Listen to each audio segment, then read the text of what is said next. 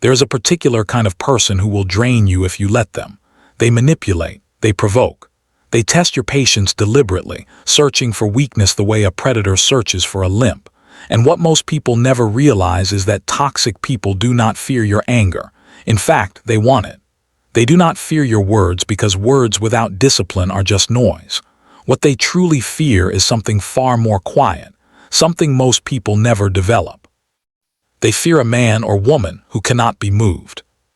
The Stoics understood this long before modern psychology gave it a name. Marcus Aurelius ruled the most powerful empire on earth and still woke every morning to remind himself that the obstacle is the way, that the opinions of others are not within his control, and that a man who masters himself needs no external enemy to fight. Epictetus, born a slave with no property and no rights, taught that the only true freedom is freedom of the mind, and that no one can take it from you unless you surrender it yourself. Neither of these men became powerful by shouting. They became untouchable by going silent in ways that shook the people around them. This video is about those silences, 8 of them.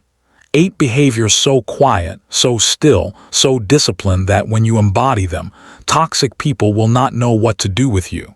And that confusion, that inability to provoke, to manipulate, to extract a reaction, is the closest thing to fear you will ever produce in someone like that. Let us begin. Behavior 1. You stop explaining yourself. Watch what happens when someone accuses you of something unfair, or questions your decision, or tries to make you feel guilty for a choice you made. The average person rushes to explain. They defend. They justify. They offer 3 reasons and 2 apologies and then check the other person's face to see if it was enough. And here is what that entire performance communicates without a single word. It says, "Your opinion of me matters more than my own." It says, "I need your validation to feel at peace with my own decisions." Toxic people live off this energy. The moment you start explaining yourself to someone who was never asking in good faith, you have handed them power.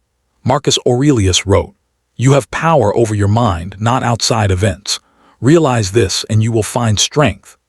Part of that strength is the strength to let a misunderstanding stand uncorrected, not out of arrogance, but out of a deep conviction that your actions speak for themselves, and the right people will see them clearly without your narration.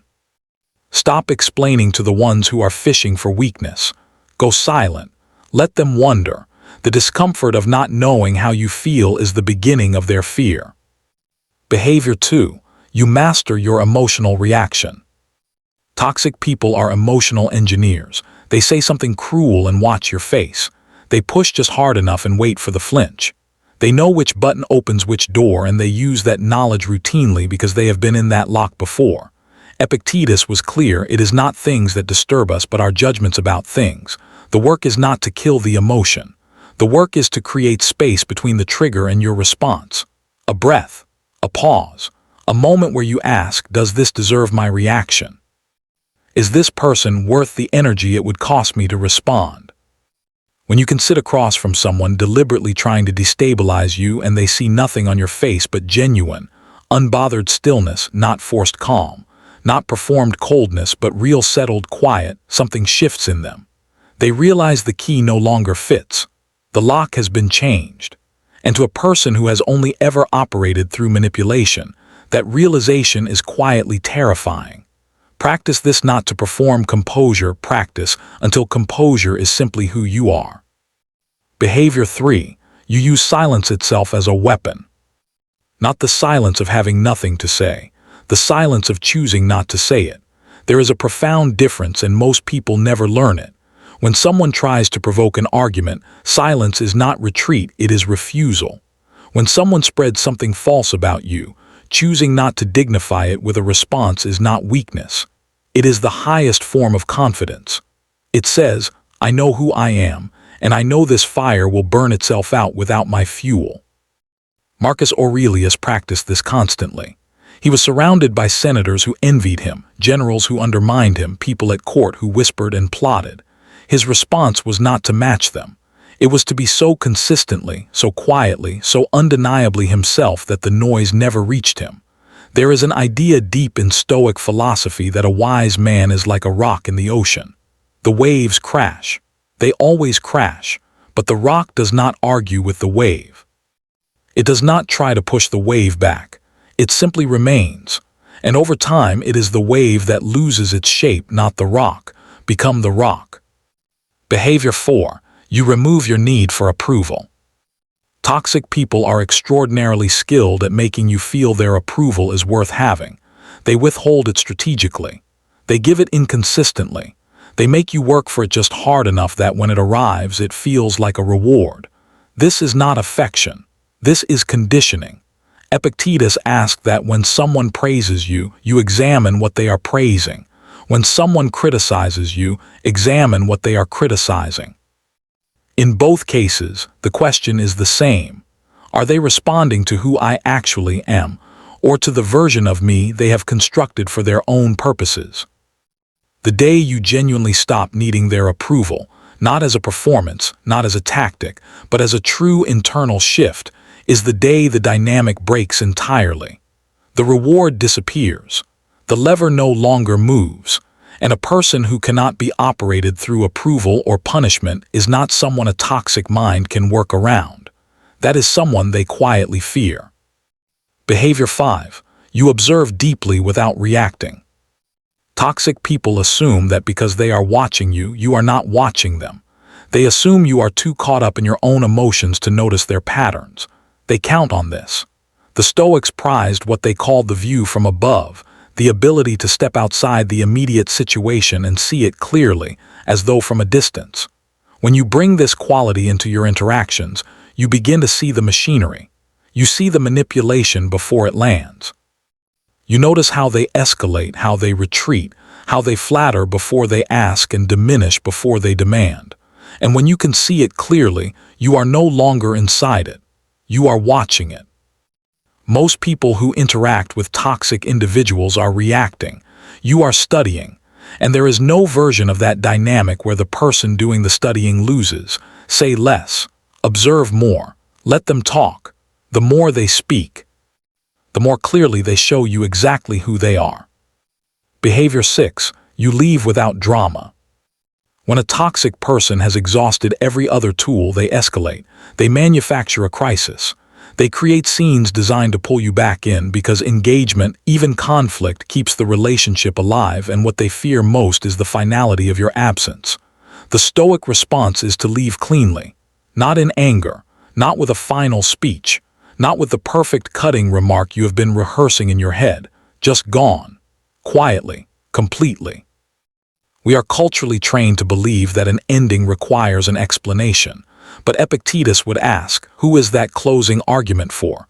If you have truly moved on, you do not need it. If you are still delivering it, some part of you is still in the room. The most powerful exit is a clean one. No announcement.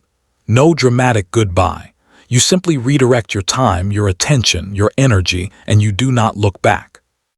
To someone who thrives on reaction and engagement, that quiet total disappearance is devastating. It removes their stage. It removes their audience. And without an audience, the performance has nowhere to go. Behavior 7. You speak only when it genuinely matters. There is a kind of person who fills every silence, who responds to every challenge, every slight, every debate. To toxic people, this kind of person is endlessly readable, a map with every road labeled. The Stoics spoke often of economy of speech. Marcus Aurelius reminded himself to say only what was necessary, in the simplest language possible, not because words were dangerous in themselves, but because unnecessary words are a form of noise, and noise obscures signal. When you speak rarely but well, your words carry different weight. People lean in, they pay attention, they remember. And when toxic people try to build a model of how you think and what you will do, they find the model is always incomplete because you have never given them enough material to finish it. Speak with intention, not out of shyness, not out of coldness, but out of the quiet confidence of someone who knows they do not need to fill the air to be present in a room. Behavior 8. The most foundational of all. You focus entirely on what you can control. This is the central pillar of Stoic philosophy, the dichotomy of control. There are things within your power, your thoughts, your choices, your responses, your values, how you spend your time, what you give your attention to. And there are things outside your power, the opinions of others, their behavior, their choices, whether they respect you or not. Toxic people operate almost exclusively in the domain of things outside your control. Every tool in their kit is designed to pull your attention away from what you can actually affect and toward what you cannot. When you internalize this principle deeply enough that you genuinely, calmly, completely refuse to fight battles outside your control, when you simply return your attention, again and again, to your own conduct and nothing else, you become immovable. Not because you are cold, not because you do not feel, but because you have identified the only arena that actually matters, and you have chosen to fight only there. A person who cannot be destabilized, cannot be provoked, cannot be drawn into battles they did not choose. A person who simply continues to build, to act with integrity, to show up with discipline and calm every single day. That person is not someone toxic people dismiss. That is someone they avoid. Not because you frighten them with your anger, not because you match their cruelty with your own, but because in your silence, in your stillness, in your absolute refusal to be moved, they sense something they could not defeat, something ancient, something trained, something that has been here long before them and will be here long after they are gone. That is the Stoic way, and now it is yours.